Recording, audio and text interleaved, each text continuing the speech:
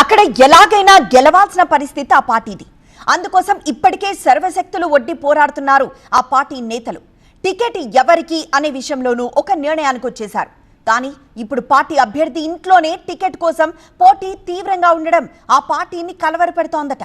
దీంతో ముందు family ఇష్యూను settle చేసేందుకు మాజీ మంత్రిని రంగంలోకి దింపి ప్రయత్నాలు చేస్తున్నారని పొలిటికల్ సర్కిల్స్ లో చర్చ జరుగుతోంది.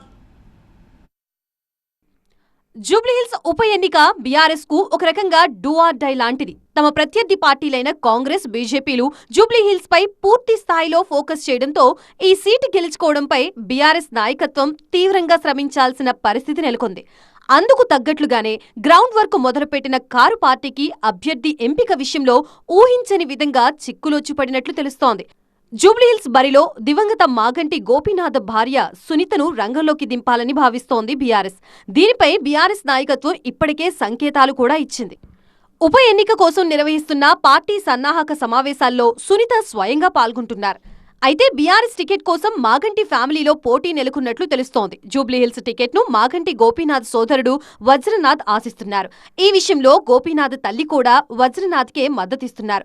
దీంతో ముందుగా గోపీనాథ్ కుటుంబంలోని ఈ వివాదాన్ని క్లియర్ చేయాలని నిర్ణయించిన బీఆర్ఎస్ నాయకత్వం ఇందుకోసం వారి సామాజిక వర్గానికి చెందిన ఓ మాజీ ఎమ్మెల్యేని రంగంలోకి దింపినట్లు తెలుస్తోంది. ఆయన వజ్రనాథ్తో పాటు ఆయన తల్లితోనూ ఈ అంశంపై సమాలోచనలు జరుపుతున్నట్లు టాక్ వినిపిస్తోంది. పార్టీ నాయకత్వం తీసుకున్న నిర్ణయాన్ని వారికి వివరించడంతో పాటు భవిష్యత్తులో వజ్రనాథ్కి రాజకీయంగా సముచిత స్థానం కల్పిస్తామని బుజ్జగించే ప్రయత్నాలు చేస్తున్నట్లు సమాచారం.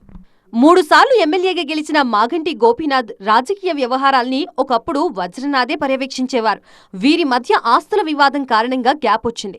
అయితే ఇద్దరూ బీఆర్ఎస్ లోనే ఉంటూ రాజకీయాలు కొనసాగిస్తున్నారు. మాగంటి మరణంతో ఆయన స్థానంలో తనకి ఎమ్మెల్యేగా పోటీ చేసే అవకాశం కల్పించాలని వజ్రనాథ్ బీఆర్ఎస్ నాయకత్వాన్ని కోరుతున్నారు. ఇదే విషయాన్ని పార్టీ వర్కింగ్ ప్రెసిడెంట్ కేటీఆర్ దృష్టికి కూడా తీసుకువెళ్లారు. అయితే సునీతకు టికెట్ ఇచ్చేందుకు పార్టీ మొగ్గు చూపుతోందని, ఆమెకి అండగా నిలవాలని కేటీఆర్ ఆయనకు సూచించారు. పార్టీ వేదికల్లోనూ ఆయన పరోక్షంగా ఈ విషయాన్ని ప్రస్తావిస్తున్నారు. ఇల్లు అన్నాక, ఒక కుటుంబం అన్నాక పంచాయతీలు లేని కుటుంబం ఎక్కడ ఉండదు. ప్రతి ఇంట్లో పంచాయతీలు ఉంటాయి, ప్రతి దగ్గర ప్రతి కుటుంబంలో పంచాయతీలు ఉంటాయి. కానీ ఇది కాదు, బజార్లో పడి కొట్లాడుకునుడు, బజార్లో పడి గుద్దుకునుడు, బజార్లో పడి మాట అనుకునుడు. అట్లాగే మనోళ్ళు మనం ఒక అరలో కూర్చొని మాట్లాడుకోక ఇట్లాంటి పరీక్ష సమయం వచ్చినప్పుడు మనం బయటపడి మాట్లాడుకుంటూ మంచిది కాదు.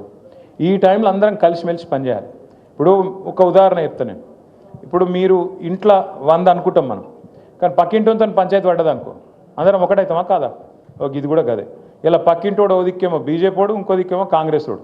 వాళ్ళిద్దరు మన ఇల్లు కబలించాలని చూస్తూ ఉన్నారు. జూబ్లీహిల్స్ మన ఇల్లు కబలించాలని చూస్తుంటే కలెక్టివ్గా ఒక్కటిగా కొట్లాడదామా వద్దా? బీఆర్ఎస్ కు జూబ్లీహిల్స్ ఉప ఎన్నికల్లో గెలుపు అత్యంత కీలకంగా మారడంతో మాగంటి కుటుంబంలోని టికెట్ పంచాయతీని సాధ్యమైనంత తొందరగా పరిష్కరించాలని ఆ పార్టీ నాయకత్వం ప్రయత్నాలు చేస్తోంది.